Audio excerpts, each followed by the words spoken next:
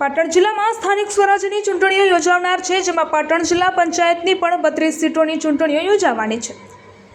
જેમાં ચાણસ્મા તાલુકાની 3 જિલ્લા પંચાયતની ચૂંટણીઓ યોજાશે, જેને લઈને ભાજપ, કોંગ્રેસ સહિત અપક્ષના ઉમેદવારોએ ચૂંટણી જંગમાં ઝંપલાવ્યું છે, જેમાં કંબોઈ સીટ પર ભાજપે ફરીથી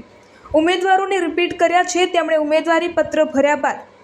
પરત ખેંચવાનો સમય પૂર્ણ થતાં હવે તેમણે વિધિવત રીતે ડોર ટુ ડોર પ્રચારના શ્રી ગણેશ કર્યા છે। ચાણસ્મા તાલુકાના કંબોઈ ગામની જિલ્લા પંચાયતની બેઠક પર ગત ટર્મના ચૂંટાયેલા ભાજપના સદસ્ય આશાબેન વિક્રમજી ઠાકોરને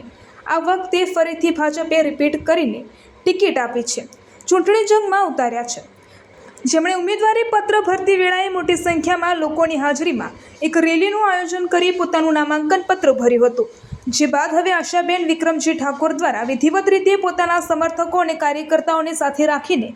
તેમના મત વિસ્તારમાં માતાજીના મંદિરે દર્શન કર્યા બાદ પ્રચારના શ્રી ગણેશ કરી દીધા છે અને ગામે ગામ પોતાના વિસ્તારમાં ફરીને લોકોને પોતાના તરફે મતદાન કરવા માટે આહવાન કરી રહ્યા છે।